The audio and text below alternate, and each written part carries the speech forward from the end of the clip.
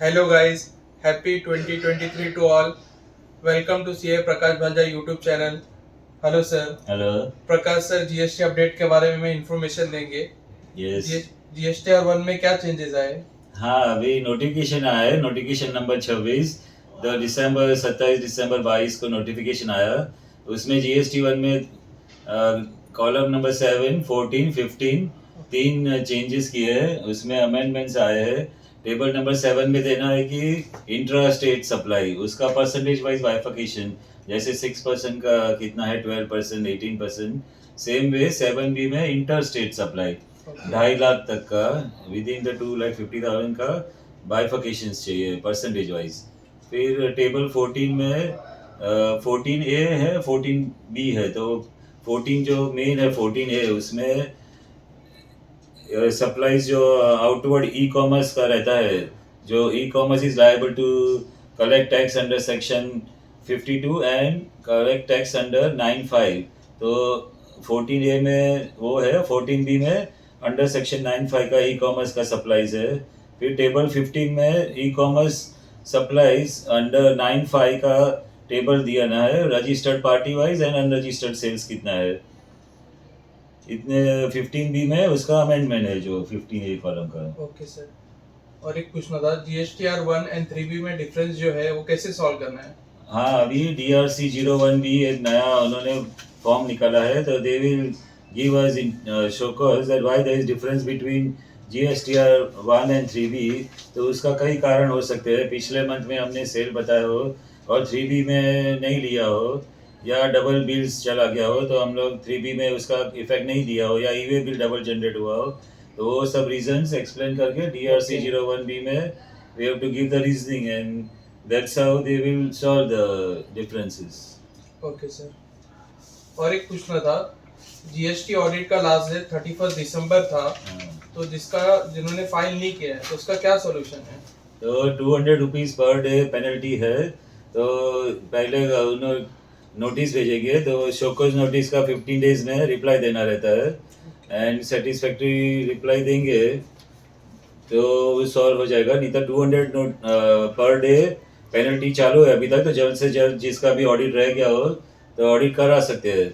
और maximum penalty 0.5% of the turnover है. जैसे 0.25% of the sale CGST, 0.25% of the sale SGST. तो total 0.5% of the sales, that is a maximum penalty. तो 200 per day चालू है. आज 7 थे तो अभी 7 to the 1400 ही पेनल्टी लगे आज तक करे तो. Okay.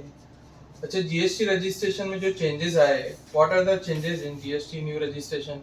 In GST, they have started on trial basis from Gujarat. They will pick up the automatically email ID and PAN number based registration है. तो जैसे PAN number डालेंगे तो email ID और सेल नंबर जो इनकम टैक्स पोर्टल पे गया है वो सेम, वो they will pick up that. And they will started a biometric registration. So like Aadhaar card, there is a biometric. That way we have to install a biometric instrument here to the PC and take clients biometric. And अगर वो सुविधा आपके वहाँ नहीं है तो they will open certain centers. So the nearest center you can select and you have to give the documents like place of business, registered agreement, NOC of the owner.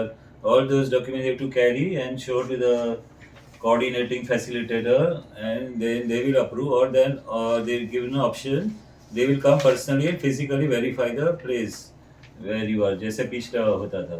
Okay. तो अभी गुजरात पे ट्रायल बेसिस पे किया है. If they are successful they will coordinate the whole India. अच्छा, सुना है imitation jewellery में ईवे बिल लागू हुआ है. हाँ, अभी तक ईवे बिल नहीं था. अभी ईवे बिल इमिटेशन में चालू हुआ है. तो जो लिमिट्स है 50,000 and 1 लाख वो सेम है. और अगर you cross that then you are suppose to make the e way bill for imitation also.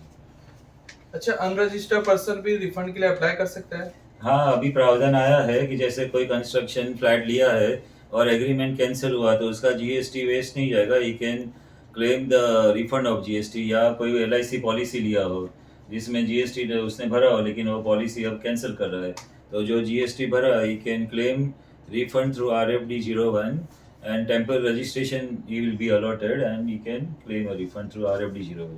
Okay. अच्छा, जो जीएसटी अपील करता है वो विड्रॉ कर सकता है? हाँ, अगर APL 02 फॉर्म नहीं आया है गवर्नमेंट की ओर से, तो before that you can withdraw the appeal.